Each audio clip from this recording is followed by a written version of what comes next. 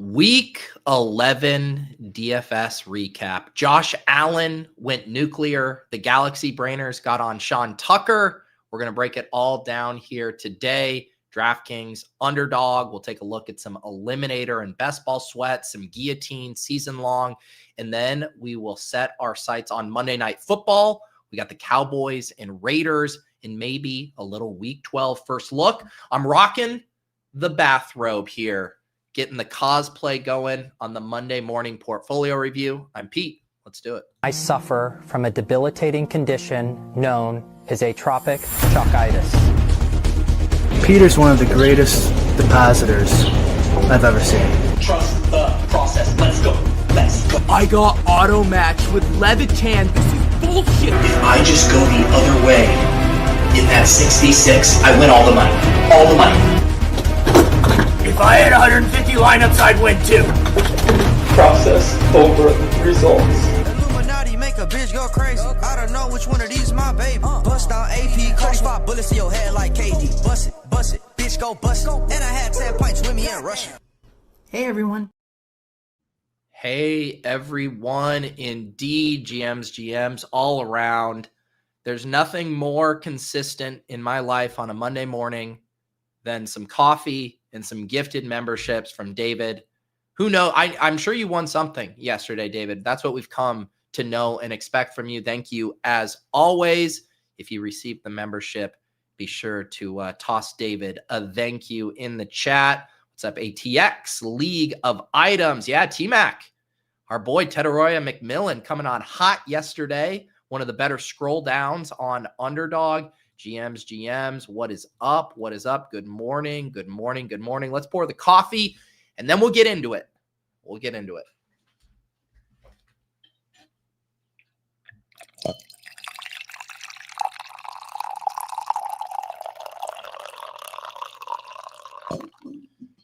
All right. How are we doing, everyone? Well, Brady's down bad. Hey, I feel this. Brady says, I ask you again, why do I suck at DFS? Should I just touch grass? I guess those things don't need to be mutually exclusive. I think we can play DFS and still touch some grass in between. All jokes aside, I really like taking off, after I do this show, Monday, Tuesday, Wednesday, to basically completely decompress, wipe the slate clean, and then, dive in and attack things from Thursday and onward. So I do think it's important to hit the recharge there. Let's, though, start as we always do over on DraftKings. I thought I had a little sweat cooking up again yesterday in the SPY. I really liked this lineup I rolled out. I'll read the whole thing, and then you'll see why we had a little bit of a sweat there. It was a Niners onslaught. So I was pretty excited to play all the Niners, as you'll see in this lineup, with Brock Purdy back in the lineup. Really good matchup. It was popping in the Sims. It didn't seem like anyone was on Brock Purdy, so I was like, let's do it. Brock Purdy, 4.1%. Jawan Jennings, 7.5%. George Kittle, 9.4%. And there was no way I wasn't going to include CMC in a Niners onslaught. He comes in at 24.6%, but nothing outrageous. Obviously, Kittle and McCaffrey go nuts. Purdy's fine, 19.3 points, but Kittle 24.7, CMC 35.1. And then Jawan Jennings felt like he was close to some bigger plays there. He finishes with 9.4 at 5,100. So that block was charging at one point. I think after the second Kittle touchdown, I had moved up into 40th place. But then all of that Cardinals chalk came bearing down on all of us in the Jacoby and the McBride and the Michael Wilson and the Greg Dortch. It all smashed. And so this team drops down into 573rd place. It does get a little 1.5x min cash. So always feels better to return a little money. But still, that top 10 in the SPY eludes me. The rest of this lineup, I went heavy on the Jags. I liked this spot for the Jags, and God, I felt like I nailed it, right? The Jags win 35-6. I play ETN at 7.5%. I play Jags D at 2%, and I play Parker Washington at 6.3%. ETN scores 19.3. That's perfectly fine on this slate. But Parker Washington, snowflakes, only 4 points there. Jags D, it felt like they had a much bigger day than just 12 points. So yeah, that one stings a little bit. I will say Tootin was fully taking over that backfield there, it looked like, until he had the ankle injury, and then ETN got to come back in and get that second rushing TD. So who knows? It was one of those weird things where I was like, I loved going against all of the steam on the Chargers and playing the Jags here because I thought it was a sneaky good spot for them, but I just couldn't get the pieces to come together in a big way.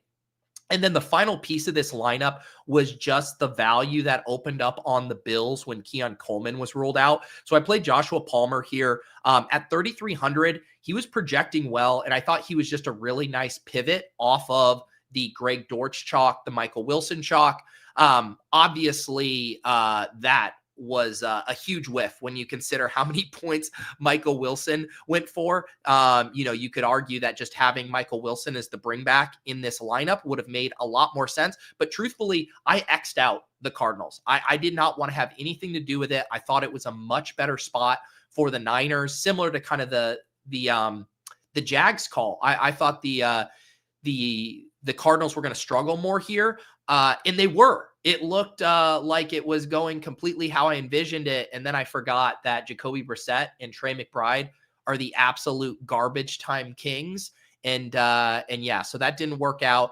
I mean, we can do the torture here. If I just play Michael Wilson, who goes for 36.5 points, I would have had to mess with the defense and stuff to get him in at the bring back, but I'm not even going to torture myself on the 1v1 of Palmer to Michael Wilson because I was never playing Cardinals yesterday. I did not like that chalk, and I was wrong. I was wrong because what did first place do here? Jacoby Brissett, Michael Wilson, Greg Dortch, Trey McBride, CMC bring back. This was literally the cash optimal build.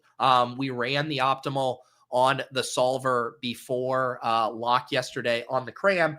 In those four players, the Jacoby triple with the CMC bring back was literally the optimal lineup. And then in this one, they just get Chase Brown, ETN, JSN, and Brown's defense around it. And yeah, similar to, was it last week with the Baker triples? And the Baker triples weren't quite the optimal, but they were popping in Sims as well. So another week for the Play the Best Plays crowd. Congratulations to Skip Bitter here for taking it down. Yeah, Jacoby set this NFL single game completions record. Michael Wilson, who went for 185 yards, that's the most receiving yards of any wide receiver in a game this season. I believe I saw a stat, I don't know if it was from Hayden, that it was the 185 was more than any 2-game combined stretch that Marvin Harrison has had in his career. Just some unbelievable stuff there. But yeah, I will say it was a fascinating dynamic, and it actually really illustrates the huge differences between playing on DraftKings and Underdog, where on Underdog, you absolutely had to have Josh Allen, right? He goes for 44 whatever points. But on DraftKings, what happened is a lot of the Josh Allen teams had Shakir, had Joshua Palmer. And so even though you get the 44 points or whatever from Josh Allen, you're taking multiple like zeros essentially in your lineup. So even though that Jacoby Brissett gives up what, 16 points or whatever, I'm doing some very loose math here, but giving up X amount of points to Allen, it doesn't matter because his pass catchers, the cheap Michael Wilson and Greg Dortch, score like 40 more points than the Joshua Palmer and the Khalil Shakir. So just an interesting dynamic there. And again, kind of going back to the power of correlation and being able to overcome that Josh Allen score there. Let's see if we can even find a Josh Allen lineup in the top 10 here. There's one. So look at this. Holy cow. So this individual, Carl H., had the right thought. This is like the crystal ball had the answers to the test ahead of time because they do a Josh Allen naked and then stack up that Cardinals 49ers game, right? They get in Michael Wilson, Greg Dortch, George Kittle, and Trey McBride with Josh Allen. But because they take low scores from Josh Jacobs and Cooper Kupp, they can't get it done. But that's pretty incredible to have the Allen, Wilson, Dortch, Kittle, McBride and not ship. My goodness. My goodness. Yeah, just needed Bijan there instead of Jacobs, and then it would have all worked out for Carl H. We will get to the underdog stuff here in a little bit, I trust. Someone commented on the video on Friday, Block Party and Bully the Sims, and they were like, oh, rough suggestions here or whatever. And I was like, are you kidding me? The team that we built with JM, and I think I actually pulled this up over here. The team we built with JM scored 162.28 points. So that's more points than my spy lineup went for. This was the lineup we built on the Block Party. Jacoby Brissett, CMC, Dowdle, JSN, Dortch, Wan'Dale Robinson, Trey McBride, Johnny Smith, Titans. And then Utah's number one contrarian quarterback was Josh Allen. So I'm like, I don't know what more you want from that show other than being able to copy and paste the lineup for a cash and taking Utah's stack for the or Utah's quarterback for the number one quarterback score on the slate. So the show, Utah and JM were dialed in on Friday. I assume most of you guys watched that, but if not, every Friday, 1 p.m. with Utah and JM to win. Was Sean Tucker on the Millie? I put in the chat Friday with you and JM. He was winning it for somebody. I actually did pull up the winning Millie Maker lineup here. He was not. He was not on the winning Millie Maker. Again, it was this same Jacoby Brissett triple. Michael Wilson, Greg Dortch, Trey McBride. You bring back CMC. This one has Bijan Robinson, who was certainly a helpful piece, scoring 33.3 points at 11% ownership. Aaron Jones, 10.3%. And then Teteroya McMillan at 2.7%, 36 points. Steelers defense, 2.9%. There's your Millie Maker winner right there. No Sean Tucker needed. No Sean Tucker needed.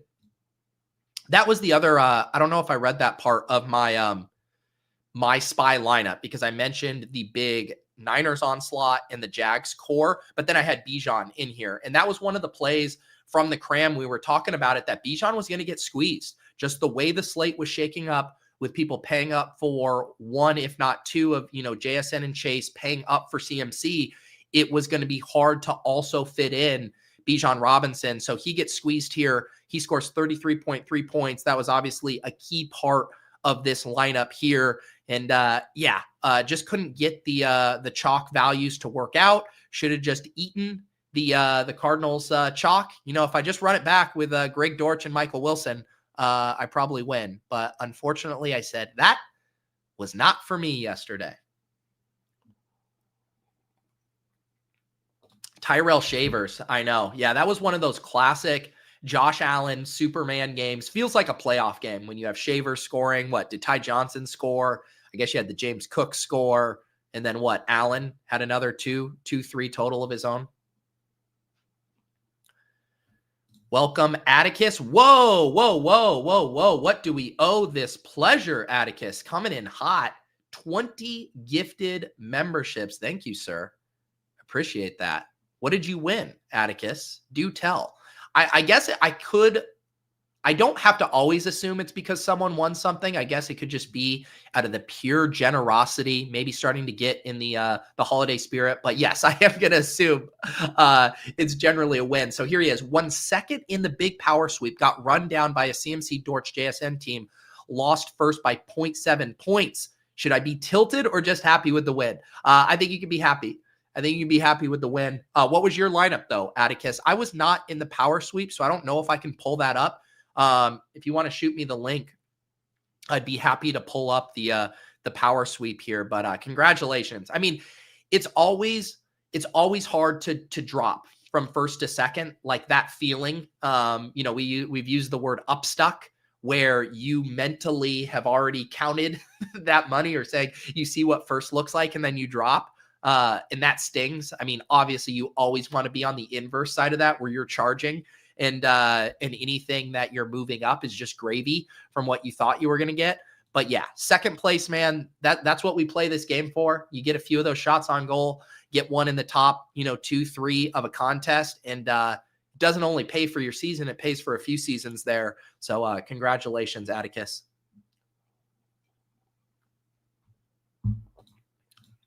All right, let's see. So I did show you this one decent lineup. I had one absolute dog shit lineup that I put in the red zone. I was on JJ McCarthy yesterday.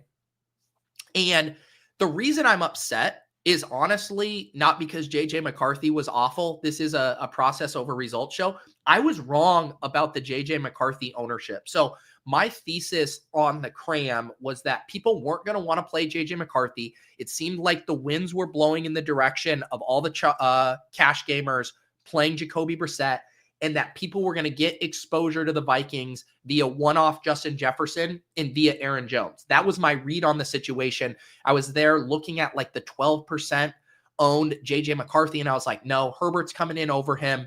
JJ McCarthy's going to be sub 10%. It's going to be one of those IKB plays, even though he's projecting well, people aren't going to touch him. I was wrong. He comes in at 14.7%. Again, completely separating what he did in the game from the process standpoint. If you told me he was going to be close to 15%, I would not have played him. So that was a bad read on my part. On this lineup, I do stack him up with Justin Jefferson, 19.2%, Aaron Jones, 13.1%. Didn't have a bring back here. I did play Bijan. He was kind of my lock button running back in these two lineups. I played Kamani Vidal. So in the one lineup, I played the Jag side. On this one, I did want to play Vidal because it felt like Herbert was getting some steam. So I thought, hey, maybe going through the running back on this lineup would make sense. I did get up to Puka Nacua in this lineup. He did not get it done, only 15.3 points at 12%. I did have Joshua Palmer in both of these as the cheap value at low ownership. That doesn't work out.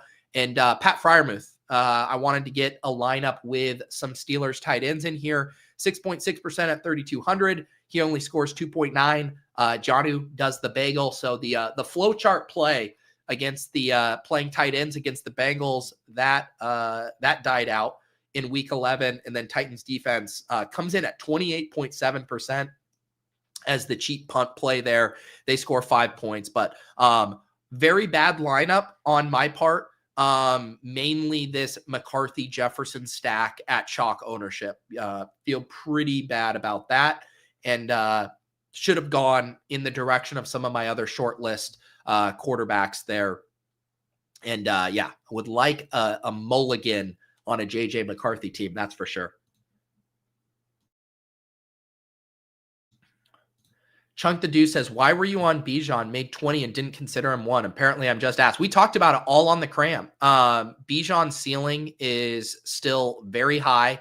I think the field, both because of the Tyler Algier stuff from 2 weeks ago, or I guess the past couple weeks, just kind of the vulturing sentiment and the way the pricing dynamics worked out, people were not going to get to him. This was an awesome matchup against Carolina. The stuff with Bijan is just he's losing some goal line carries. But do you know who else is losing some goal line carries? Christian McCaffrey to Brian Robinson. Like, this is just kind of the reality of a lot of these backfields. But when you get his usage in the passing game and you get a really good matchup and the field's not going to play him at his usual, 20 to 30% rate, like, to me, that was a spot to really be in on there. So yeah, I liked Bijan a lot yesterday. Unfortunately, couldn't get the pieces to fully come together around him.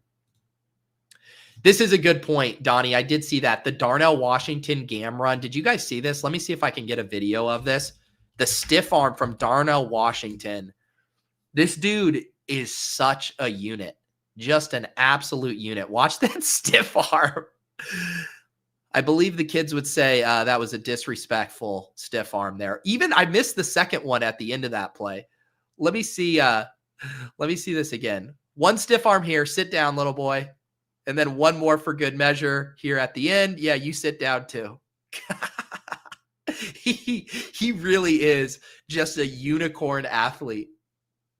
It looks like one of those like fat guy offensive lineman touchdowns, and then you realize he's a tight end. Jeez. Do you guys remember at the combine? I think there was the video of Darnell Washington, like the sleds.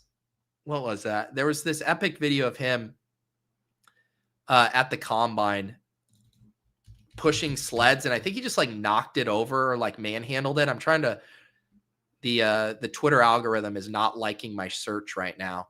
But maybe you guys remember that. Whatever. Let's see. I guess I'm not going to spend the entire show looking for this, but you guys can take my word for it.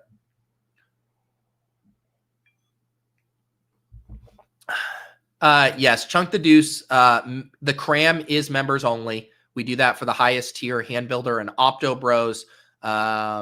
It's probably my favorite show to do of the week, just because one, the slate's about to start, but I love talking through the slate and the overnight news with the chat. Everyone is sharing ideas. We get a really good gauge for ownership, sentiment. We walk through the sims as well, see what's popping there, and really talk through the slate as inactives roll in. So highly recommend it. It's like, just selfishly, it's very helpful for me building my lineups. And I know from feedback as well that it's very helpful for people as they get ready for the slate. It's the video in the center right now. Is this it? No, I was thinking, wait. Oh, this one. Yeah.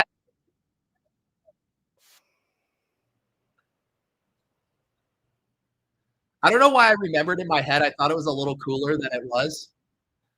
Maybe I've just, in my head, I think I had pictured Darnell Washington essentially flipping that sled over, but maybe that was a little bit of revisionist history from my part.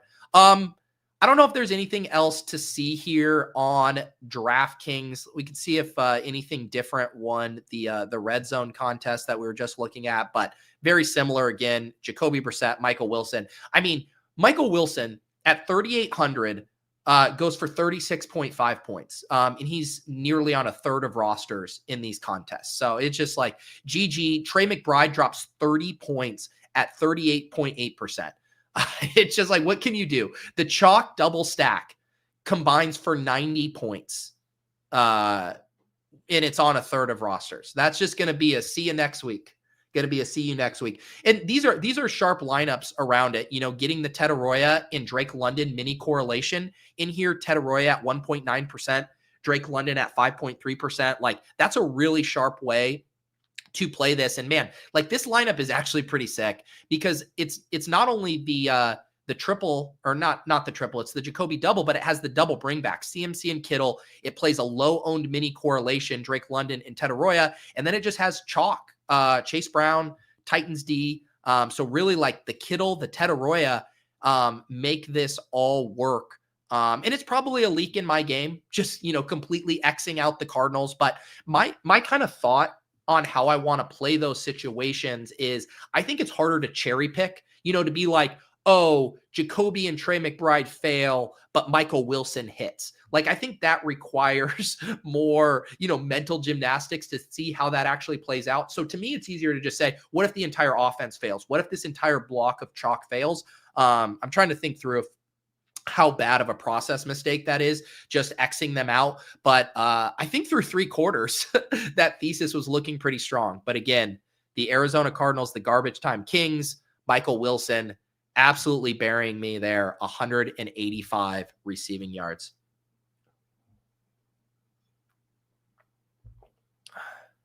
Appreciate this from BB. The cram worth the membership price alone. Highest recommendation. That also get you access to After Dark on Saturday nights as well. It'll get you access to Battle Royale Bash, get you access to private channels in the Deposit Kingdom Discord, where we've been talking shop. So feel pretty strongly that you get a good value on that monthly membership. Brady says, I mean, no way Kyler ever starts again, right? I mean, he'll start again, right? Like, but just probably not for the Arizona Cardinals. I think there's a lot of teams right now. I mean, what does Kyler Murray look like with Kevin O'Connell? Can we get him in one of those spots where he gets maybe a better, a fresh start, a new environment, maybe a better OC who can play to his strengths. But for fantasy purposes, Jacoby Brissett just, I guess for fantasy purposes and in a literal sense, Jacoby Brissett head and shoulders above Kyler Murray. I didn't even mean to end up with a short joke there on Kyler Murray, and I just accidentally stumbled into it. Howdy there. Donnie wondering what % of teams had the triple stack. It had to have been a good amount, right? Because you're not playing Jacoby naked, and you're almost for sure playing him with Trey McBride. And at that point, why not just tack on the value with either Greg Dortch or Michael Wilson? I mean, that's what we did on that lineup that we built on the show on it was this one that we built on the show where we got off the Michael Wilson and just played Greg Dortch. Here, this lineup would have done even better had it had Michael Wilson. But yeah, I would bet a large portion of Jacoby teams had the triple. All right. I think that's it for DraftKings. I will say, like, partly because I've had back-to-back good weeks. And by good weeks, I mean just not flaming out in epic fashion. I have really enjoyed building the lineups, coming off the cram, messing with the sims, trying to find the marriage of my takes. I'll give one other little note about this team. So this team was semi-sim built. The block of the Niners in the Bijan in ETN, I actually did just a 1-for-1 pivot off of Wan'Dale Robinson was in this lineup.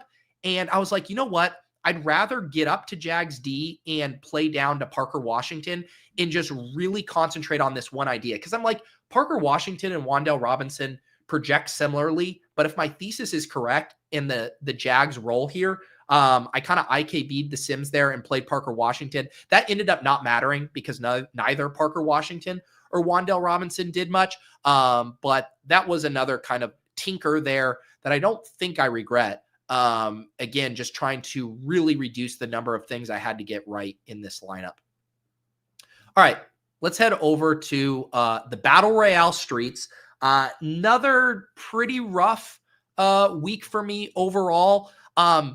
It's another, it's like every week it's something, it's like, oh, if I just go the other way in the 1v1, if I don't do my swap to Darnell Mooney and I just let the default swaps, all this, my version of that this week is I had my best lineup in the cheapest contest on Underdog. So my team that scored 142.28 points here was in the double reverse, the $2 two max contest where top 5 get paid. I finished third here for $750. It was a Jacoby to Trey McBride stack. It had the Bijan and Tetaroya McMillan mini correlation, and then James Cook and Nico Collins, who both did decently enough. But yeah, getting Tetaroya here at 5.96% for 29 points was really kind of the key differentiator in this lineup. And, I go ahead and beat myself up because I draft these small field contests very similarly. Like my approach in the fullback dive, the victory formation, the third and long, the bomb in these, I approach them all similarly. So then it's just frustrating, like 142.28. If I have that into bomb, I win by 12 points. If I have it in fullback dive, I get second place for 2K. So again, one of those things, just can't get everything to come together for a truly smash week. But it is what it is there. I tried to ramp up my volume in the Wildcat a little bit. Ended up making money in this contest next, thanks to, again, a very similar lineup, the Jacoby McBride, Tetaroya Bijan. This one had Chase Brown instead of James Cook. So similar construction there. That finishes in 62nd place for $150. But let's head over to the main event, of course, the Battle Royale that Manny G3 takes down. Interesting in that no George Kittle or no Trey McBride on this lineup. And I think there's an obvious reason for that. It's because the Josh Allen 44.68 points and the Christian McCaffrey 32.6 ended up being such necessary pieces that it meant no Trey McBride, because you were taking Trey McBride at the 6-7 pick at the 1-2 turn. So if that would preclude you from having CMC, and then Allen was often going right around where Kittle was going. So the way the lineups got unlocked was actually just having a few extra points from Kelsey, who was pretty much free in drafts. He went at pick 24 though in this one. And so this winning lineup ends up having all the perfect pieces in a realistic way. Allen, McCaffrey, Derrick Henry, Nico Collins, and of course, Tetaroya McMillan really needed that piece as the highest scoring wide receiver and the 7% drafted there. And then Travis Kelce, of course. So 164.78 points, a runaway victory there for Manny G3. Nice work there, Manny.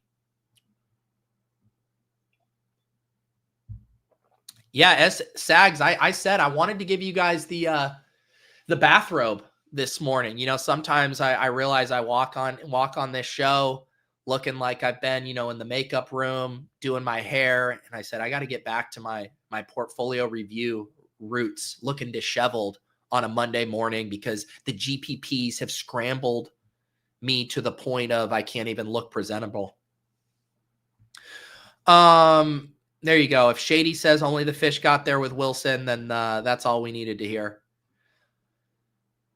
Wildcat winner, I think, had Tucker and Wilson. Let me see that, actually. Let me see that. Wow. 165.38. That is some sick shit. Josh Allen, Christian McCaffrey, Sean Tucker, DK Metcalf, Michael Wilson, George Kittle. So I did actually want to talk about the Michael Wilson stuff on Underdog. A few different things about it. One, shout out to Nez on Friday, off and on the clock. He wanted us to do Michael Wilson in the Badge Bros Brawl, and I was like, no way. We're not doing this in a contest where only 18 players are drafted. Guess what? Those 26 points would have come in useful in the Badge Bros Brawl.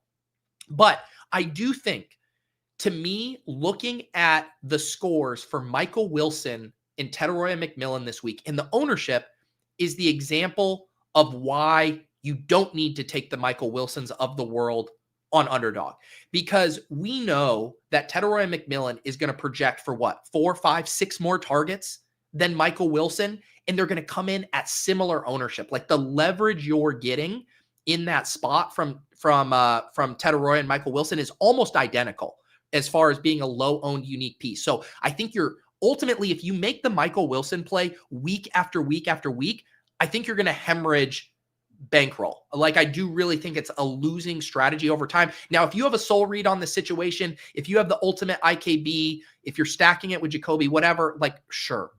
I make some off the board plays each week as well. But I don't know if you have to be getting there at a high rate. Like, if you told me you had like 15 Michael Wilson shares, I would say that is probably going to fly too close to the sun and burn you eventually. The Sean Tucker one, though, I think is a little more interesting in that it's correlated here opposite Josh Allen. We know that the Bills are a big run funnel. They are much tougher against the pass. And Sean Tucker's base rushing shares have like quadrupled every single week. They've gone up from like 6% 4 weeks ago. I believe he was at like a 70% rush share last week. We can pull this up on the utilization report and we can get the actual numbers there. But I do kind of see the vision there a little bit with the Sean Tucker stuff. If you wanted to play it before you see it. But yeah, I just think that's kind of an interesting note on getting to Michael Wilson in some of these thinner plays in the 6-mans. Let me find it. Where am I looking? Where are the Bucks? There are the Bucks. Let's look at Sean Tucker's rising utilization here. So rush attempts, 9% in week 7, 41% in week 8, 43% last week, and then up to 59% there. You see his utilization score jumps up to a 71. So, a more concrete trend line. And we know his explosiveness and ceiling, right? He pops up for his annual 30-point game. He did it last year against the Saints early in the season. But yeah, so I guess I don't have any, strong takeaways from that, but most weeks the Sean Tucker, Michael Wilson, 2 plays at sub 2% is not going to work out. But congratulations to Tideman 13 on making it work here, and at least did it in a correlated fashion. Allen and Tucker, CMC, Michael Wilson and Kittle, one off DK Metcalf. Does not matter. You only have 7.4 points from DK Metcalf when you get, a combined 60 points from Sean Tucker and Michael Wilson. All right, let's pour a little more coffee here, and we will take a look at a few of these other contests.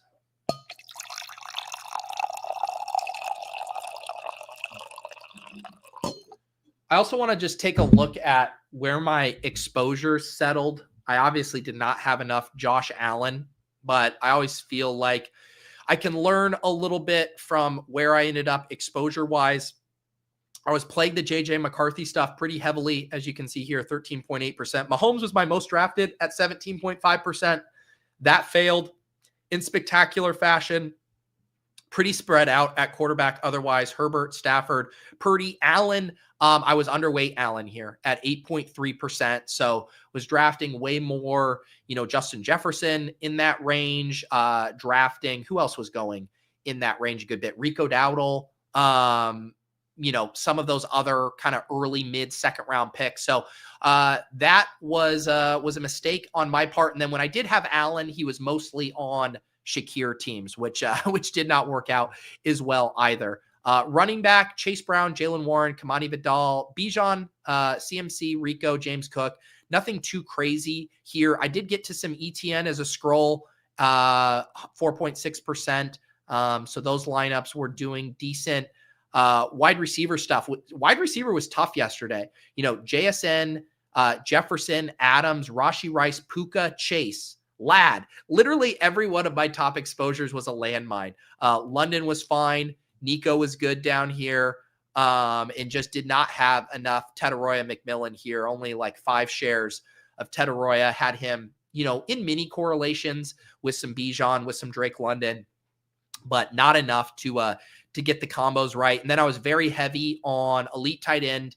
You can see here almost 3/4 of my lineups had either Kittle, McBride, or Gadsden on them. Worked out with Kittle and McBride. Gadsden flopped.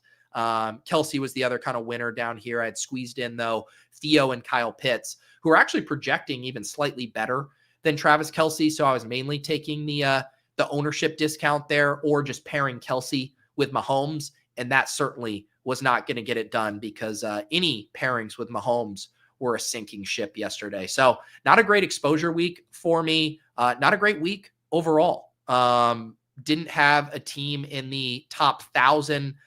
Here was like a Brock Kittle that had Bijan and Tetaroya on it, but it had Rashee Rice's 6.8 points. And there's just no way you are going to make up a 25-point difference at quarterback going from Josh Allen down to Brock Purdy here. Shout out to the Wood in the Deposit Kingdom. He had a nice lineup here. Had the Josh Allen to James Cook correlation. Goes CMC and then Allen Cook at the turn, and then finishes the lineup with Flowers, Tetaroya, and Travis Kelsey. Good for 5th place in 5K. Congratulations there to the Wood.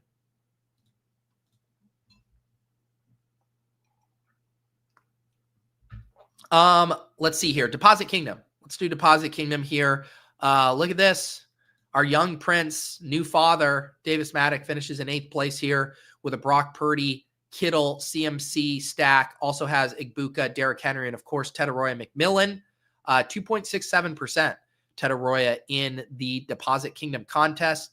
KC Chump 88 takes it down with a non-Tetaroya lineup, but has Allen, McCaffrey, and Kelsey. So only needed 138.88 points to take this one down. Henry, Metcalf in here as well.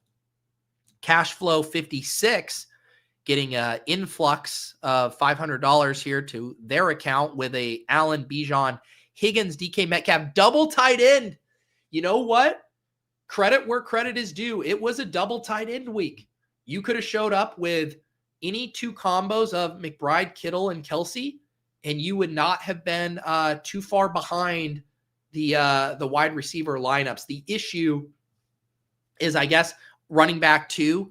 But even then, running back 2 yesterday after Bijan, because you couldn't get CMC and Bijan, I guess it was really like your tight end 2 versus Derrick Henry. Derrick Henry really the main other running back. I guess some James Cook in here, who were the other running backs you wanted after Bijan and CMC. Purple Yosh. Thank you, sir. Did I see your name at the top of a leaderboard? Remind me which one. I could swear I saw your name up at the top of something. What was it, Yosh? Where's Steampunk Mario? You gotta let me know. Good morning, Angelina, with 4 coffee cup emojis. Cheers, Angelina. What is up? Wheels up. These reviews are always my favorite. Hey, I appreciate that. Sometimes they're not my favorite when I take a bath on a Sunday, and it's the last thing I want to do than be reminded of how poorly I played. So I appreciate that you guys enjoy these.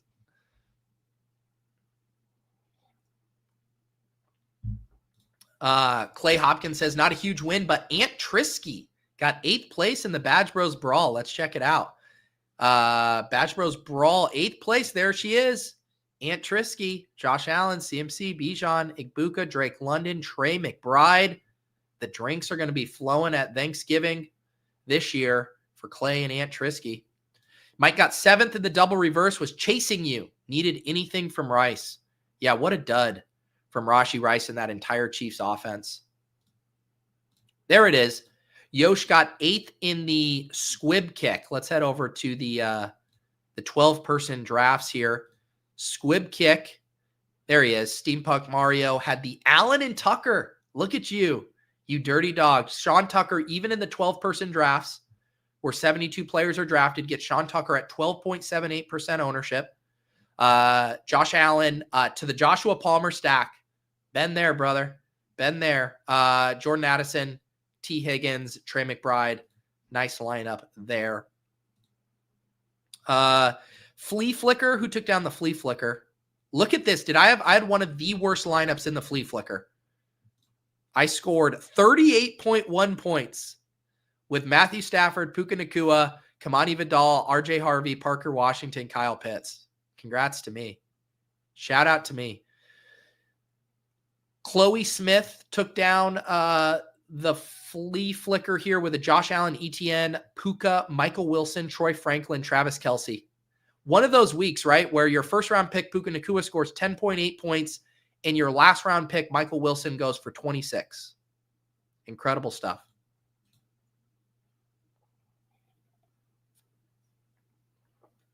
Oh, clarifying, they'll beat Herzig and now have 2 in the top 96 of the Eliminator. Congratulations, man. To have those 2 bullets and to get them through the past 2 weeks here as these teams just get better and better. Incredible stuff, Yosh. We will be rooting for you in the Eliminator. Mike got a podium finish in the Primetime Palooza. Congrats. Matt got 4th in the Deposit Kingdom. Kelsey helped me pass Davis. There you go.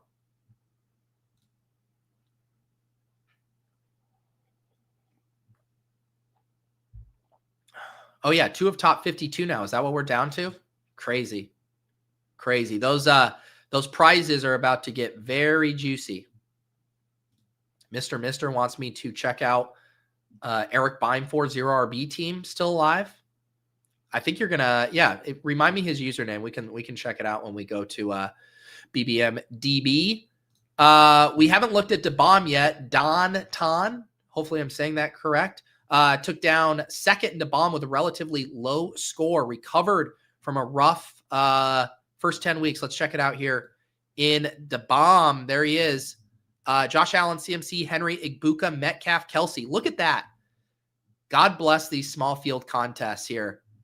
13 points, combined points from your wide receivers. But if you have Allen, you have CMC, you have Kelsey, that's all you needed. All you needed there. The Allen CMC stuff lined up pretty well at ADP. You take CMC 1, you come back around, you grab Allen, and then a little mini correlation with Igbuka. Obviously, Igbuka doesn't hit, but it doesn't matter. Hitting on those monster scores far more important than sidestepping the landmines. Fullback dive. Oh yeah. Dreaming of Sundays. They are in the ship chasing Discord. They take first place. Really strong lineup here. 156.18 points. That's a monster score for the fullback dive. Really, really strong lineup. Allen, Naked Allen, and then a block of Bijan, Drake London, and Tetaroya McMillan here. And then what do we have? Kelsey and Derrick Henry. 156.18 points there. I think I had one Allen team. Did I have Allen in DeBomb? Yeah, look at this. I just ruined my one Allen team. I had an Allen McBride team and then got 0.2 points from Shakir, 6.8 from Rashee Rice, 2.2 from Vidal, 9.6 from Aaron Jones. What a waste of a Josh Allen McBride team. My God. All right, we have a lot of math going on in the chat. PD weighing in 96 teams after this week. All right, there we go. Yep. The Allen stuff.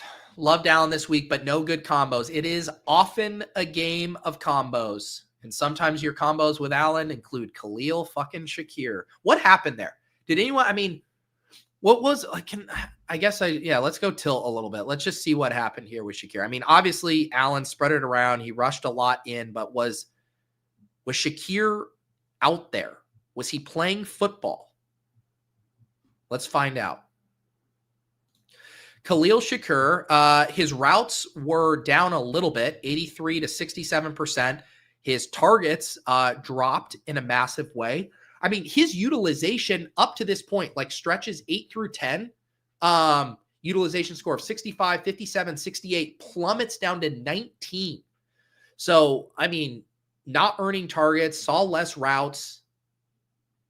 The fact that all of that happened with Keon Coleman scratched is pretty bewildering, honestly. I don't know. Is he still dealing with that ankle? Is that the rationale there? Whatever. You play stupid games like clicking Khalil Shakir and you win stupid prizes. Let's check out the Dawg Bowl. Let's check out the Dawg Bowl here. Second to last week for the Dawg Bowl. And Dan here, man. DanJ on fire, had punched a ticket earlier this year, grabs 2 more seats. 2 out of 3. He finishes in first and in third with 2 different constructed teams. The one was a Brock Purdy game onslaught. So Brock Purdy, CMC, Kittle with the Michael Wilson bring back. Really interesting to see the discrepancies in ownership and even like the squib kick to the Dawg Bowl, where you just have sharper players playing. Michael Wilson, 41% in the Dawg Bowl. And what did we just have it? Wasn't it sub 10% in the squib kick? Can I just, in this squib kick, can I just confirm that? Oh, no. Oh, maybe I had that wrong. Maybe it was Flea Flicker. No, I had that wrong. Sorry. 50% drafted in all of those. I don't know where I had the 6% from. My bad. So people were getting to milk Michael Wilson here, including Dan. Kyron Williams also in this lineup. And, of course, Ted Arroyo here as well. So that is 1 seat. And then the other one was a Josh Allen team, but it still had Michael Wilson and Trey McBride. So basically playing the elite quarterback without the stacking partner in Jacoby Brissett, but still kind of getting the benefits of correlation in the Arizona passing game. Can survive the Woody Marks, 5.6 points. Kareem Hunt, 12.7. But again, pretty wild to be able to win a seat with 17 points from your running backs combined on a week where CMC went for 30, Bijan almost went for 30. But Josh Allen and Trey McBride and Ted Arroyo and Wilson, just massive, massive scores that you could survive those running back duds. And then Schwain Bomber here had the swap from Keon Coleman to Michael Wilson that took it home here. Josh Allen, Woody Marks, Tyrone Tracy, Ted Arroyo McMillan, Michael Wilson, and Trey McBride. So similar to that second Dan team there with the relative duds at running back, but hitting on that quartet of Allen, McMillan, Wilson, and McBride. Look at this. Coach Speak Index was up there. Greg Banos had a Purdy, Michael Wilson, Kittle, Ted Arroyo, Ladd, and CMC, man. So the Ladd stuff there, just getting him. Our guy Nez, man. Yeah, Nez was up there for most of the day. This wasn't the team that was up there. Oh, it was this one that had the Shakir 0.2 points, but Nez had the Allen, Bijan, Ted Arroyo trio there.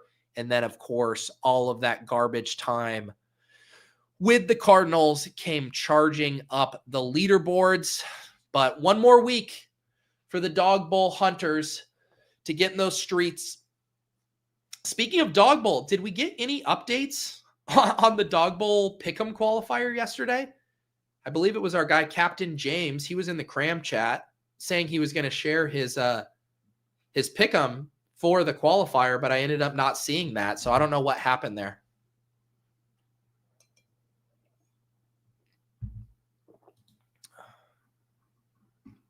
All right.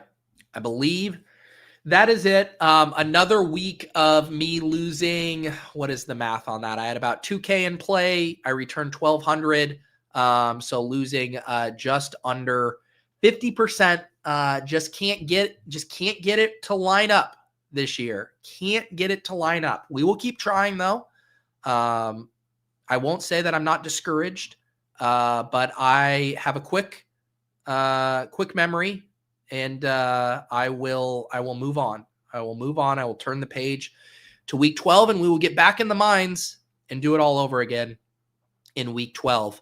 Week 13 will be interesting because we're going to have the Thanksgiving slate, which will always occupy a decent amount of attention. And then we'll have the short turnaround for the week 13 main slate. And then week 14 is the Dawg Bowl, final there in KC. So it is going to be fantasy playoffs before we know it. These slates, these, big 10, 11 game slates are going to be over before we know it. So trying to do my best to savor it. I do love the process. I love drafting the teams. I have a ton of fun with it, even when I get kicked in the dick on Sundays over and over again. All right, let's take a look at some best ball stuff here. We can start with my Big Elim team, which I took a look at it before Sunday Night Football, and it looked like we were going to be good to move on. Let me just confirm that is the case. Yes, I should be good here. Little Miss Brady in my pod of 4 has 140.22 points. I'm in second, advancing with 138.42. And then the next closest to us, Stefan here, 109. They do have Dak Prescott going tonight. But that's a 30-point gap, and Dak doesn't start scoring until he passes 17 points. They're done at running back here. They do have Pickens as well. Okay, so maybe I'm not completely out of the woods here. I guess like a Pickens like Giga Nuke night, but I still think he'd need like 35 to pass me here. So I should be good. Knock on wood, I should be good. In the Big Elim. This is the team. We got a big game from Bryce Young yesterday. I like this trio of quarterbacks, Justin Herbert, Bryce Young, Stafford, getting that 31.82 from Young. And of course, stacked up with Ted Arroyo there, 29 points. That stack comes in huge. The running back room, every week I look at these running backs and I'm like, but it just keeps getting the job done. Gibbs, 17.1 points. Aaron Jones, 9.6. He did get vultured by Mason yesterday, which was annoying on that final touchdown. I guess not really a vulture. Mason scored that from 15 yards out. Ramondre, I am going to be one of those assholes rooting for Ramondre to come back and steal away some of the work from Trevion Henderson. We'll see what Vrabel does there. Tank Bigsby, Kyle Monungai, nice to see him find the box. He hits my lineup with 10.2 points, and then Mostert, just the 0 handcuff there. Wide receiver room, Ladd. Oh, I have Pickens on this team. Okay, so I have him blocked with Pickens, so I am in the clear. Pickens here Ted Arroyo scores 29. Ladd doesn't hit the lineup. Jennings doesn't. Jordan Addison, 9 points. Coker hits my lineup, 9.2. So I don't know. Nothing like super sexy about this team, I think, other than Trey McBride, right?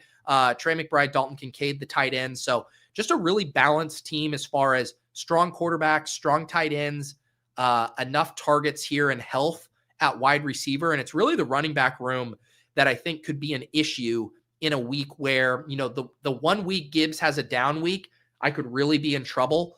But we'll keep this team rolling. And it's next week where we get the really odd pod group size. So this week was the 2 of 4.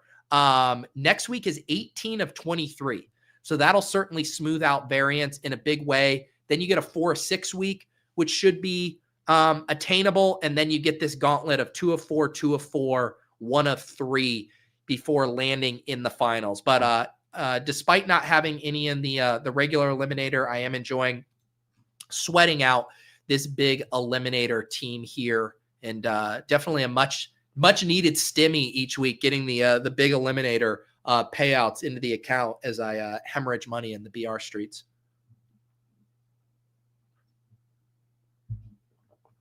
Matt's best ball teams died with Tucker Kraft. I feel ya. Rohan says, feels like just waiting for that week 15 best ball sweat. I've got losing fatigue. I feel that. Yeah, that's a fun sweat. Obviously it can be a brutal sweat as well, but getting into the 14-15 is gonna be fun. What was the entry price for the Big Elim? I think it was $100. Yeah, $100. It was 10 max, $100 tourney, 50K up top if you can make it all the way there. Yes, Steven, you're right. I still have Mostert to play tonight. I was actually I was in the lab. I got some takes for Monday Night Football. We'll do that in a little bit once we are done going through some of these best ball sweats. Let's head over to bbmdb.com. Let's stick on Eliminator, even though I'm not in it. So here's the 96 teams remaining. Here's our Steampunk Mario. That's Purple Yosh in the chat. So survives the Jonathan Taylor week. This is a Drake May, Cam Ward, Anthony Richardson team. Wow.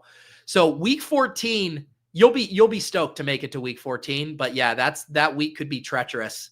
Man, the fact that you've been doing this with just two quarterbacks and essentially one quarterback, just Drake May, but you have Henry, Taylor, Henderson, Javonte, Bigsby, Keaton Mitchell. Wow, Keaton Mitchell hits your lineup.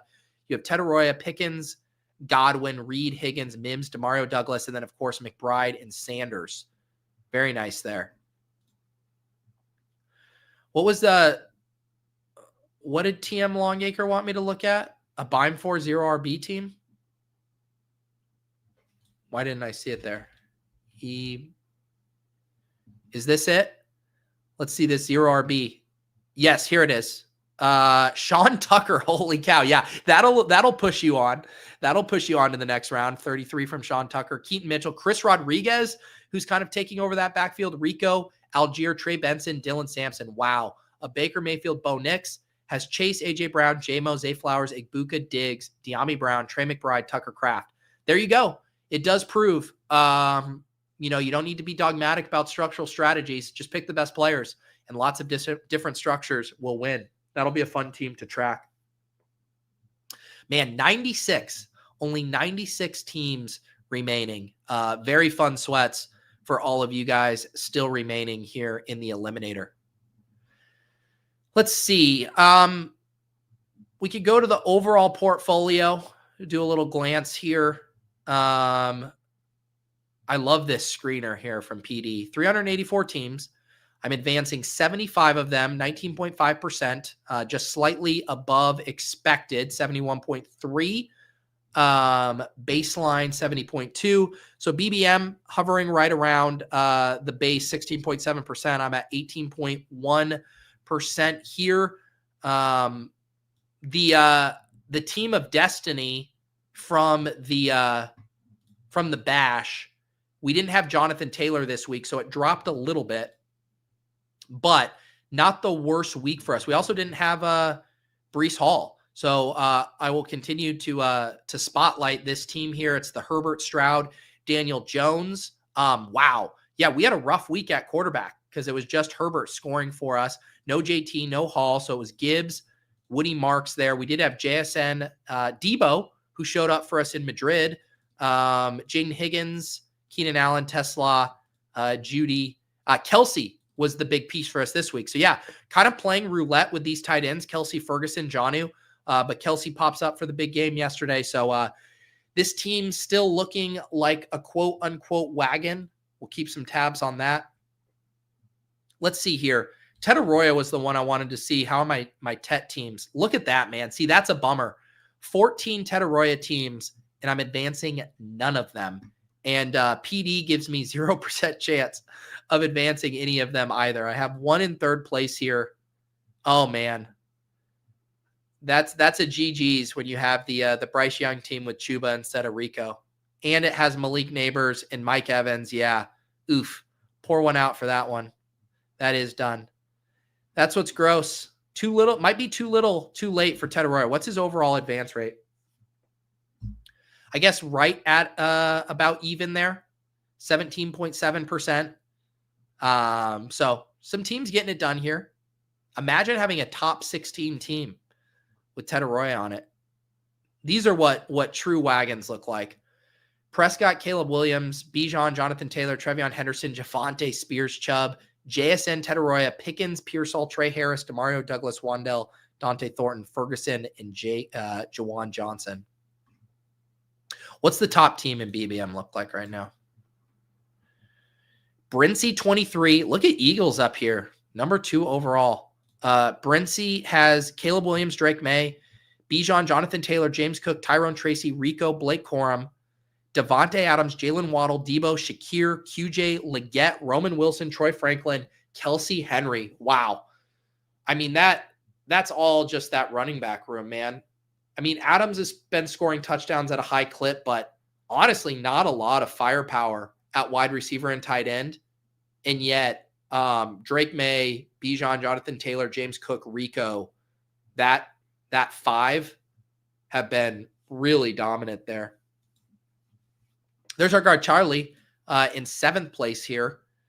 Overall, Jalen Hurts, Darnold, Daniel Jones, CMC, JT, Bill, Tootin, Judkins. Man, it sounds like the Tootin ankle stuff isn't going to keep him out too long, but that was a pretty big buzzkill for the Tootin bags yesterday, because it seemed like we were starting to get a little bit of a flippening there. They were using him in some high value situations. He gets that early touchdown and then gets injured.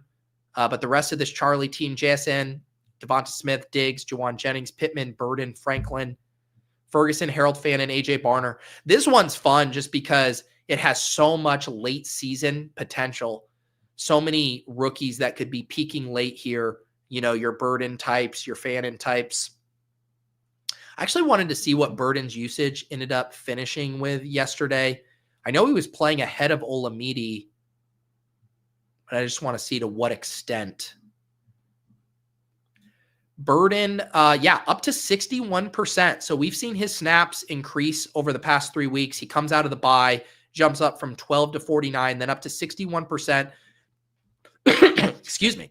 23% targets per route run is very solid there. 18% of the targets. Seeing this UR score on the rise, and seeing Olamide's snaps crater down to 19% is nice there. So definitely some life for the Luther Burden stuff there. And especially with, did DJ Moore, was he a little banged up too? I don't know exactly what was going on there with him. He was running all the routes, just not earning targets at a high clip there.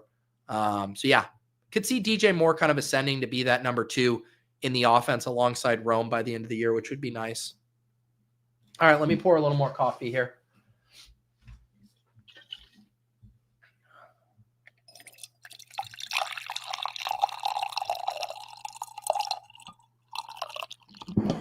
All right, that is going to be my last coffee pour of the morning here. Any other player advance rates you guys want to see here? Let's see. We can check in. Charlie and I, we were checking in on our big dog team to see if it was charging. Still in 5th place here. It's about 80 points out of moving on. Hertz and Knicks. HN Harvey. Man, really a bummer not to get a bigger game from Harvey yesterday. Maybe Trey Benson returns at some point for this team. Nico, JSN, Golden looking like an absolute bust. Higgins on, Franklin still playing decently. This tight end room, though, Ingram, Jatavian Sanders, Cade Otton. Let's see here. Do we have anything else interesting? I've been doing decent in some of these smaller field contests. The Dalmatian advancing 2 out of 3 here in first place in 2 of these. Yeah, this team is running away with it. 1,543 points. This is a Dak, Love, Aaron Rodgers team. It seems like Rodgers might miss a little time. He hit his hand yesterday in that game? But this running back room up top is solid. Jonathan Taylor, Warren, Judkins, does lose Allen and Sanders, but has Woody Marks there. Chase Pickens, Devonta Smith, Debo, Diggs, Dobbs, Jalen Knoll. Man, Romeo Dobbs, 3 brutal drops yesterday. He could have had a much bigger day if he could catch the dog. What was I going to say? The damn ball? The doggone ball? The doshgarn ball? Trey McBride going to have to carry this team at tight end with Tucker Kraft out for the year, but seems like he's up for that challenge. This other team doesn't have quite the same lead. Hurts, Prescott. It has Gibbs, Mason, rest in peace, Scatabo, Ramondre, Dylan Sampson, Shipley. Yeah, this one is more dead. I think I remember pulling this up. Garrett Wilson, Travis Hunter, dead. Yeah, Laporta now on IR. We haven't mentioned that. What a buzzkill there for the Laporta teams as well, especially when you have like 2 tight end rooms like this, where based on the Laporta price, you were probably often going 2 tight ends. If you grabbed a Ferguson or anyone else in that, round 10 to 13 range, you're probably stopping at 2. And now you're going to be dealing with 1 tight end the rest of the way. Doing good in the Chow Chow. I got 4 teams advancing here. We won't go through all of these. We'll just look at whatever. I don't even think I have the energy to look at a bunch of these random teams.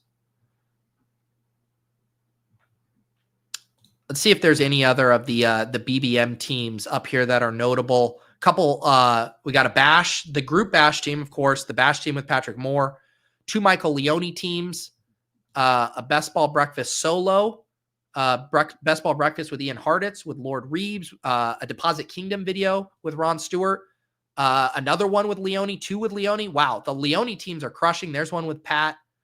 4 Michael Leone teams up there. My team that I tried to recreate the BBM3 construction is advancing. A Fields, McCarthy, Bryce Young, geez. McCaffrey, JT, Sharp, Shipley, Jarquez Hunter, Garrett Wilson, Jamo, Debo, Addison, Cup, Palmer, Jalen McMillan, Josh Reynolds, Laporta, Kyle Pitts. Yeah, that one's going to drop.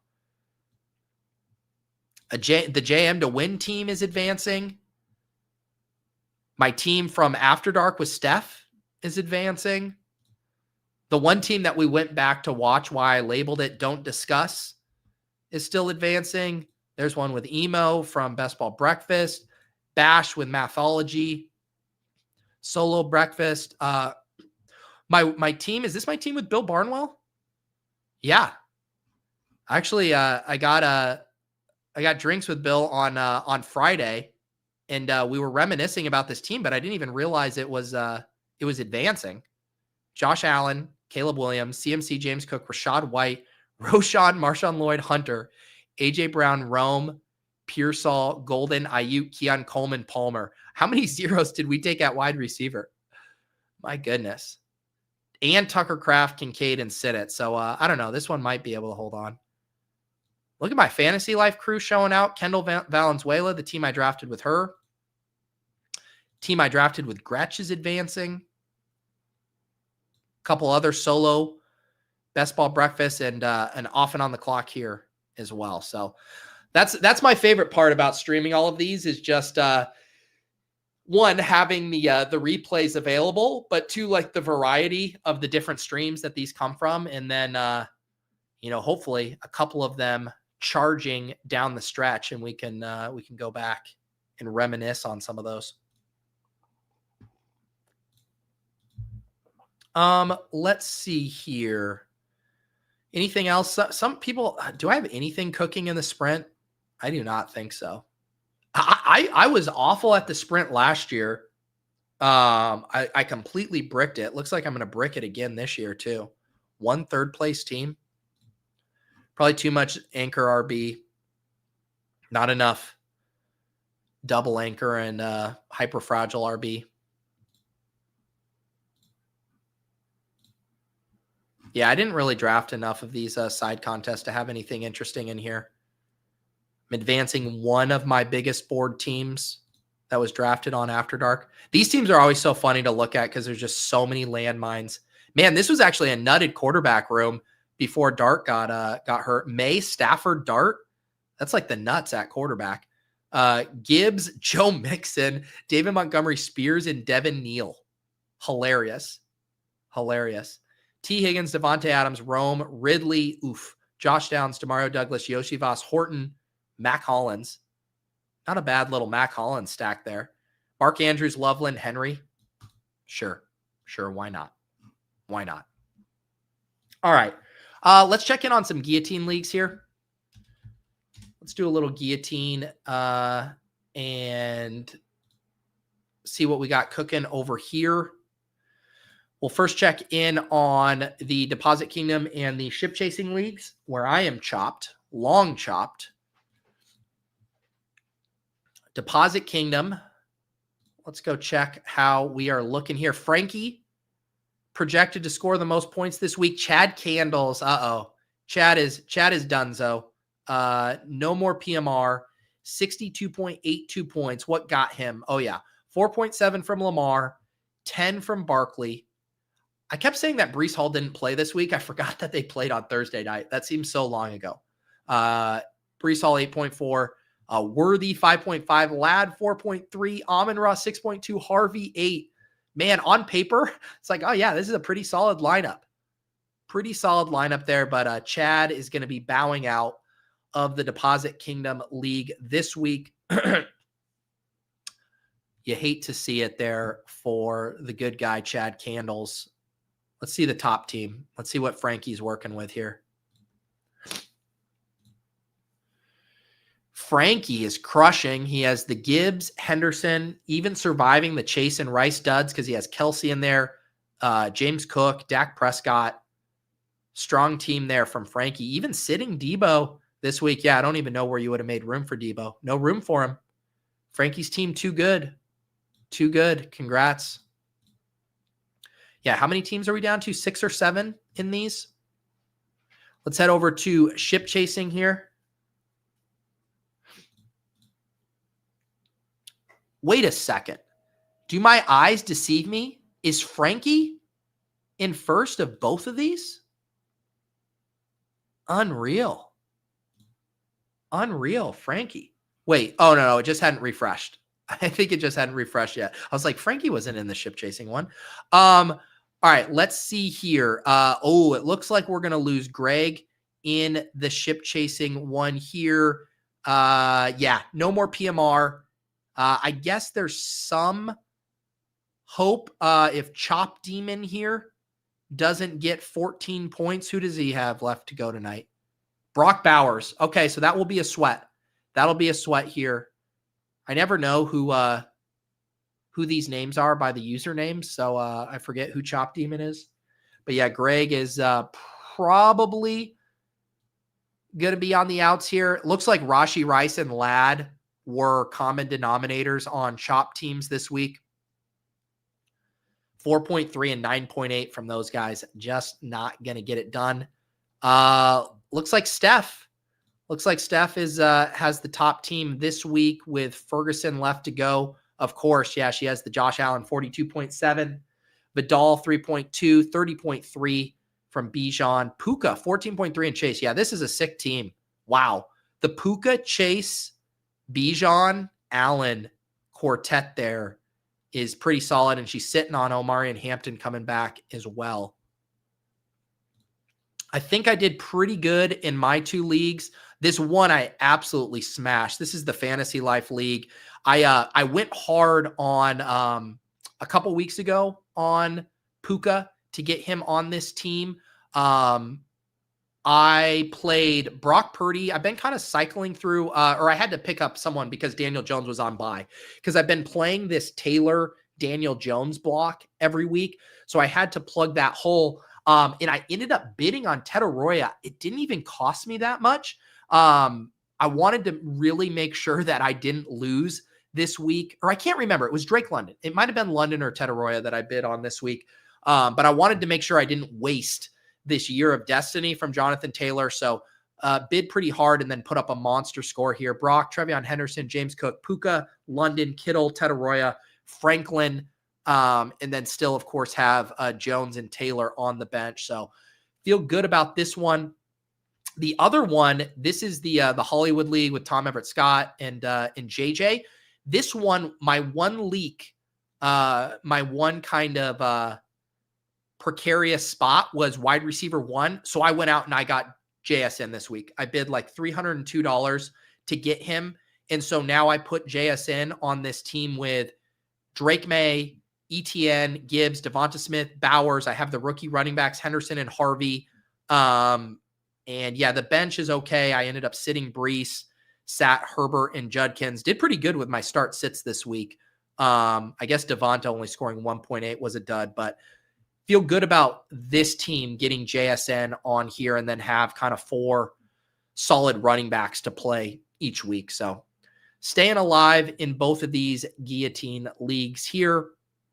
Love the 1-2 punch of the Guillotine in the Eliminator.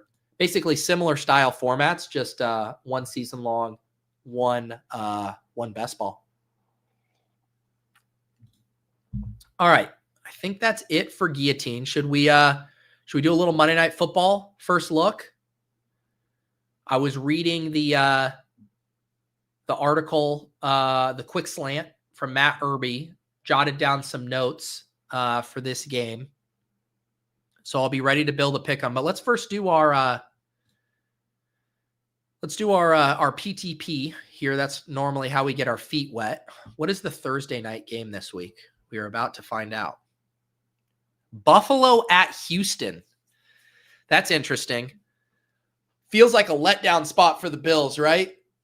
Texans defense has been pretty good at slowing teams down. Josh Allen has the 2nd overall ADP here. Let's do a quick overview of this slate.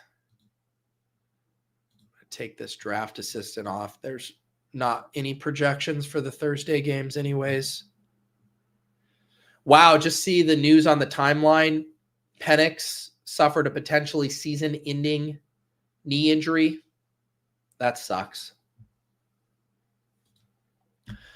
So quarterback on this slate is Allen, Prescott, Geno, and Stroud.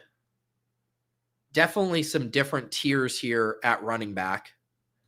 Should get, I don't even know if we're going to get Stroud back though. I guess you just take Stroud and then you swap him to Mills. So it's not a big deal, but sounded like yesterday he was legitimately questionable for even Thursday. Running back, Javonte, Genty, Cook, Woody Marks, pretty weak running back there. Whoa, Josh Allen goes first. Yes, I will take CD in that case. Thank you. CeeDee Lamb, Nico, Pickens, Shakir, Trey Tucker. This is a gross PTP. Bowers, Ferguson. I do like Javonte tonight. Cook seems fine as well. But yeah, Josh Allen on the road at Houston feels like one of those games. He scores 23 points instead of 44.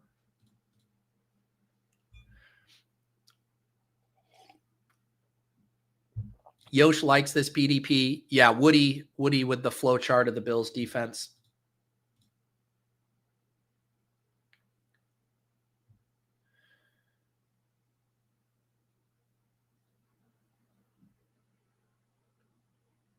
Javonte, Genty. It's an interesting spot for the Raiders tonight just because the Cowboys have been so bad against everything, but that Raiders O-line is in rough shape right now. Got to imagine they're throwing a lot more tonight than they are running. Wow, and there it is. London PCL sprain out for at least week 12. Geez, so we're now to Kadarrell Hodge and Kirk Cousins. Let's see here. I think what we'll do is we'll grab Woody here. And then, because, yeah, there's a huge drop-off from Woody to Nick Chubb and Ty Johnson. And then the guy behind me already has quarterback. So we can go Woody and then Dak stacked up with CD here.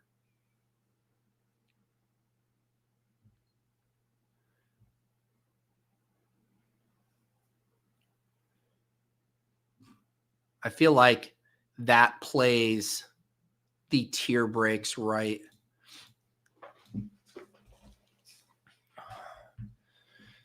Dak to CD, Woody here. And then I do think it's a Kincaid Q tag strikes me as very strong in the PTP. What's the latest on him? I think you just take the Kincaid Q tag as the tight end 4.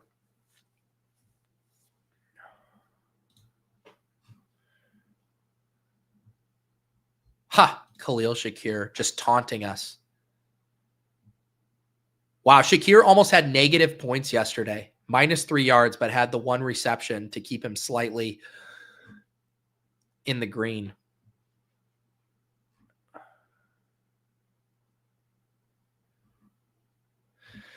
I don't know. What do we think? Do we think Schultz or just play the Kincaid Q tag? I mean, Schultz, how many targets did he have? I mean, his targets have been so good. 8, 11, and 9 there.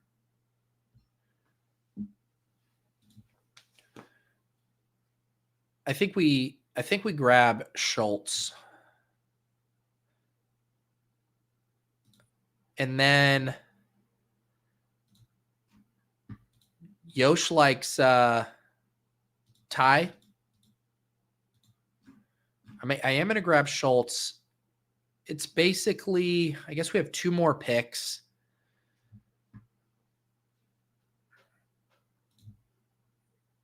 Yeah, it's just like the Ty Johnson stuff. I mean, he scores the touchdown, but I mean, like the usage there is like really thin.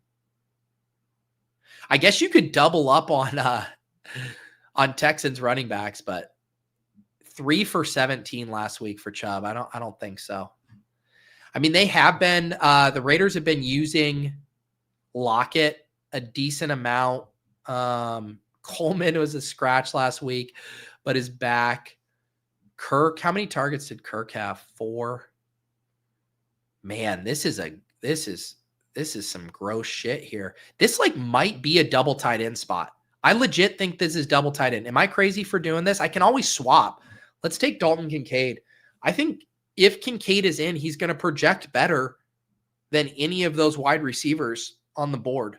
And we can always swap him to one of them if needed.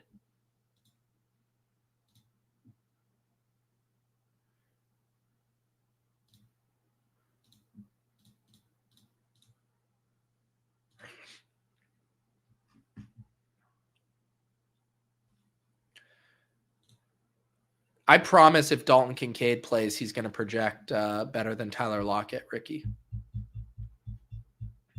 I don't think the double tight end, I don't think the stigma of it or whatever really matters in PTP because you're just at the end of these drafts, you're just looking at raw points.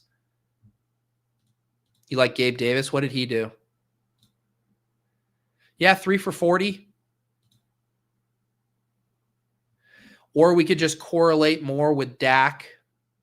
I mean, Turpin's always such a rug, though. There's like no true ceiling there. What do we think about Shavers, though? Shavers might even be better than. Should we do a quick comparison on usage? It's going to need to be quicker than this. All right, let's see how fast my fingers are. Can we get a Shavers? Let's get a Shavers versus Davis. And then let's just look at this past week. We got 13 seconds. Shavers, way better utilization there. The routes were similar. Much higher targets per route run. Higher targets. Higher ADOT. I think Shavers is the play. Got that in barely. All right, Dak Prescott, Woody Marks, CeeDee Lamb, Tyrell Shavers, Dalton Schultz, Dalton Kincaid. I will say this. This will be my first, and it will be my last PTP for this slate. Hop on in there. Have some fun. Dalton Kincaid, Tyrell Shavers. I think that's about it for me. Going out on top there.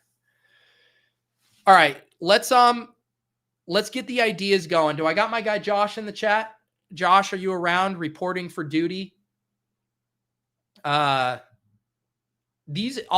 tell you guys some of the angles I like, and then we can figure it out. And when I looked earlier, they didn't have fantasy points. Fantasy points are up now. So one, I will just say right now. So I know Geno sucks.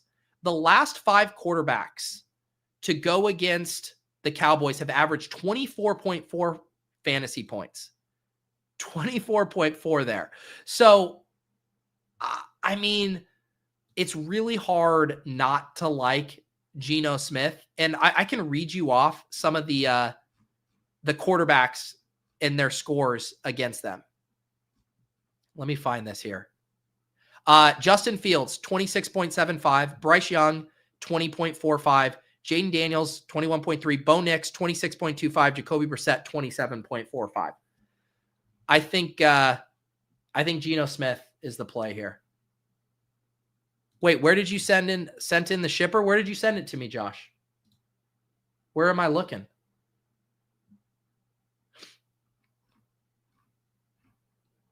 Where is he? All right, Josh, you tell me where the shipper. So the other stuff I do like Javonte rush yards in this spot. I think we could also do fantasy points if we want. He's had a couple of, even in a game against Arizona, he had 83. Oh, here it is. Thank you. We got it started. For Spice, Bowers game high receiving yards 1.6 paired with Genty lower plus Javonte higher is 9.5x. Nice. So we're in lockstep on the Javonte higher here. What do you like, Josh? Do you like fantasy points or do you like the rushing yards? I kind of like the rushing yards. But I guess it is nice to have the out for the touchdowns. Let's see. So you like Bowers game high receiving yards. I guess that's a little scary just with Pickens and Lamb, obviously. But I don't hate that. Let's build two. Let's do our core, and then we can do we can play the other angle as well. Josh, on your Genty lower, is that fantasy points or yards? So let's play Geno fantasy points. Let's play Javonte. And then Genty. Do we just want to play rush yards? In the past 3 weeks, he has not cleared this number, but against much tougher defenses. KC, Jacksonville, Denver. Yards there too. I kind of like this for the core. Geno, higher fantasy points, so they're throwing in a trailing script. Javonte is getting it done on the ground, and then Genty, 65.5. You can get this up to a 7.58 with the boost. Let's lock this in for the core.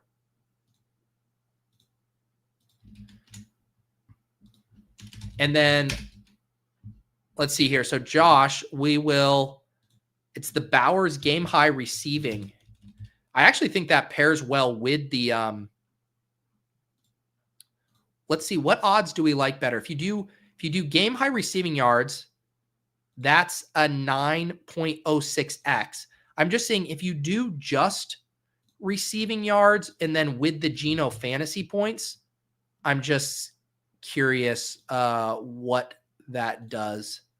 That's an 8.17x. So yeah, so even having to get the two things right in 74.5, I mean, what is Lamb's 87.5? Yeah, I like that. Yeah, I'm fading Lamb tonight. And yes, I'm scared. Yeah, I was reading the quick slant and Irby was down on the matchup for Lamb as well. Obviously he's matchup proof, but it is a little tougher for him. But yeah, let's do ride with Josh's idea here. Game high receiving yards, Genty lower rush yards, Javonte higher rush yards, 9.06 there. Drop that in the chat. Call this the Josh. And let's see here. Let's do a fun slide. Let's do something that's slidey. I think if this game does get into a back and forth, I do like the Pickens. We've seen the monster games from him. Granted, both of those were with Lamb out, but we know he can get loose here. I'm trying to think if you would play longest reception or just slide his yards. Like 1.86 for 100 yards or 40-yard reception seems pretty lofty. Let's slide Pickens up here. And then maybe we slide. Let me see. What were these passing totals? So these were the passing totals for these teams. Fields threw for 283 Young was 199, Daniels 156, Nix 247, Jacoby 261. What kind of Geno passing slides can we get? 234 is already a pretty big number. Yeah, I don't know if I love those quite as much. Who should we slide? Let's do Pickens slide to 99.5. Geno here at 16.85. Let's slide. You want to slide a Bowers on this one? Take him to like 100. That gets you up to a 14.53. That's pretty solid. Pickens and Bowers for 100, and then Geno clears 16.85. The other one I thought you could do with Geno if you want, you could maybe take him to 3 passing TDs. That's a 2.05x. So Bryce Young and Bo Nix both cleared this number. Fields had 2 passing TDs, Daniels 1, Jacoby 2. So that would be the other way to have some fun with this. A play like Geno. If we're saying like the 1.5 there is nice, but that's not quite as fun of a multiplier there. Let's do that. Yeah, let's get that up to a 20x. We'll say Pickens and Bowers 100 yards each, and we'll play Geno throwing 3 pass TDs. It's a cheeky little 20x there.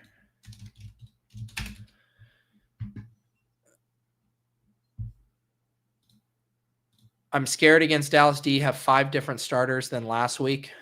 Who has 5 different starters? The Raiders O-line. All right, let's do a little first look here, guys. Let's do a little first look. The playbook. I always like going before I hop in. I always like seeing how my playbook, my first look draft did last week. Take us. We did awful. We did really bad. We did do the Mahomes to Rashee Rice, so that flopped. Josh Jacobs got hurt. Kyron was solid. JSN, of course, solid. And then we got the 0. We scrolled down for the Steelers tight end. All right, let's see if we can do better here.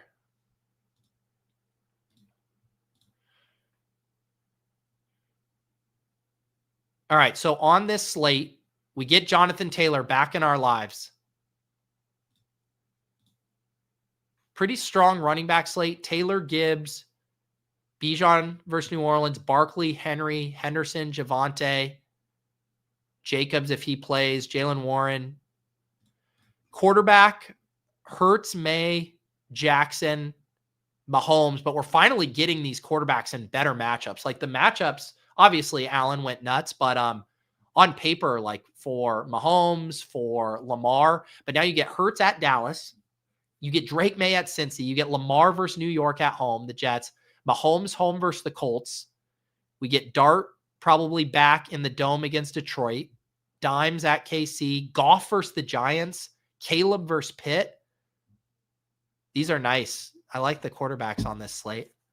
And we get Trey McBride, Brock Bowers, Tyler Warren, and Kelsey on this slate. Just no Kittle. And then what's wide receiver? We get JSN, Amon-Ra, CeeDee Lamb. I don't think Chase is going to play this week. I think we're going to get the 1-game suspension for Chase spitting on Jalen Ramsey. We know Drake London's not going to play. Olave, Diggs, AJ Brown. Man, look at this fall from grace. Justin Jefferson, 26, ADP of 26.4. I like these ADPs. Devonta Smith at Dallas. Zay Flowers home versus the Jets.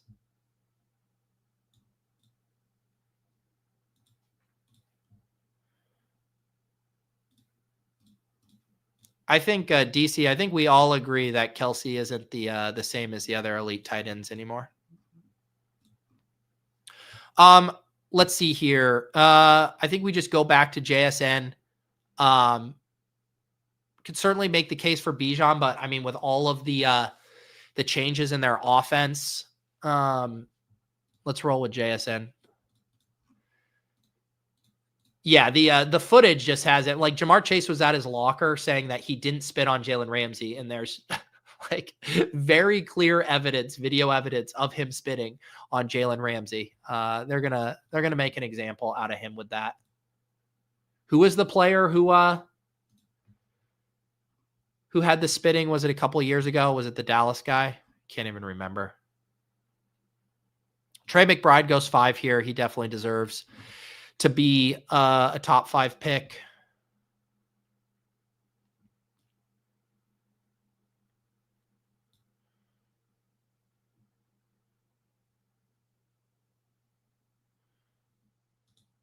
Oh, yeah. Phillies DT week 1. Jalen Carter on Dak. Yes. Man, that was week 1. Wow. Was that week 1 2 years ago?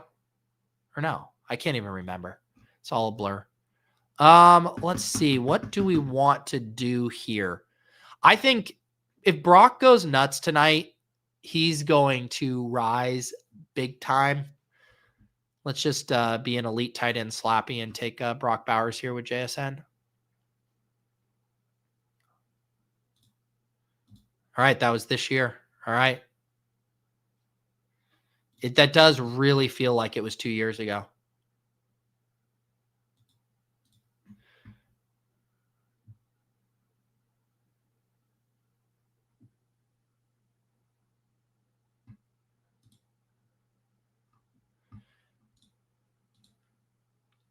It has been a long year. Yeah, I know. When I was in LA for the week 1 Chiefs Chargers, and even that game feels ages ago. That was like, since that game, like Ladd went nuts that game, and then Ladd we thought was dead for like 7 weeks. And now Ladd is back and then was dead again last week. That's how much life we've lived. Let's see here. We have a JSN Bowers start, so we're probably not going to be looking to stack up either of them with the quarterback. Let's do Drake May versus Cincinnati. May is going to cook. I mean, they could get it done on the ground for sure, but seems like a chance. They've stayed pretty aggressive even in plus rushing matchups.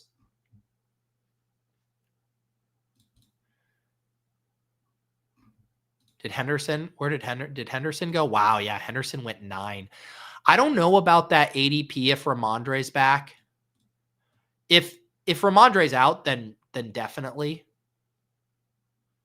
But I think we'll have to be a little cooler on it if Ramondre's back. I'm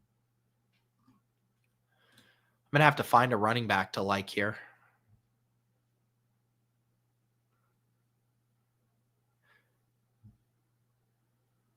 Judkins versus Vegas seems nice. He had a couple nice runs yesterday. Should be able to score against Vegas.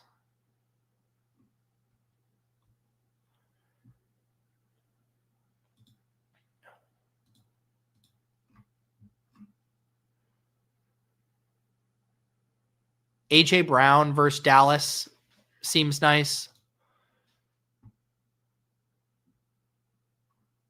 They were definitely going out of their way to target him more last night. 11 targets there. And we know that Dallas gets absolutely shred. That's an annual December tradition, one of Devonta Smith or AJ Brown lighting up the Cowboys. Chris Olave versus Atlanta is going to project well.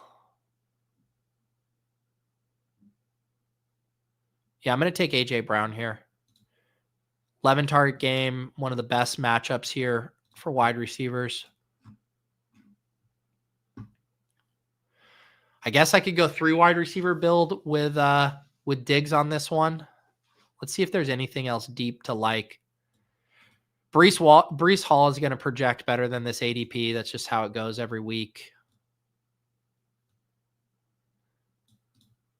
DeAndre Swift comes off a 21 carry game against the Vikings and is free at home versus Pitt. He's going to project much better than this ADP. Why has Chase Brown not been drafted? Chase Brown, we're going to play Chase Brown in this game. Chase Brown, 18 carries, 6 receptions, and not drafted by early playbook drafters. What have the first 132 entrants been thinking?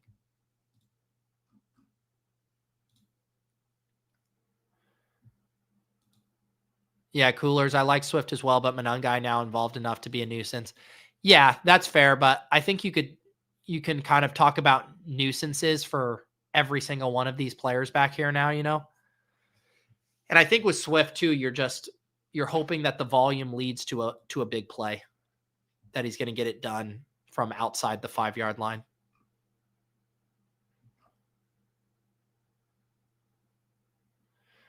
Yeah, let's play. We could play Judkins opposite Bowers. We'll get a little correlated with this one. We'll do May and Chase Brown. We'll do Bowers and Judkins, and then we'll play JSN and AJ Brown. And in 1 week from today, we will have lived through another slate, and we will see how these early takes did. All right, guys. Fun portfolio review. Congrats to all the winners. Thank you again to our guys, Atticus and Yosh and David, of course, for their regular gifted memberships, or shouldn't say regular in the case of David, but the gifted memberships. Appreciate you guys. Enjoy Monday Night Football. I'll probably play a little showdown tonight if you guys want to talk shop in the Hand Builder and Opto Bros channel in the Discord. Otherwise, usual slate of shows this week, Swolecast, the trio of shows on Thursday, and then the trio of shows on Friday. So back to the mines, guys. We'll get that bank here soon enough. Peace.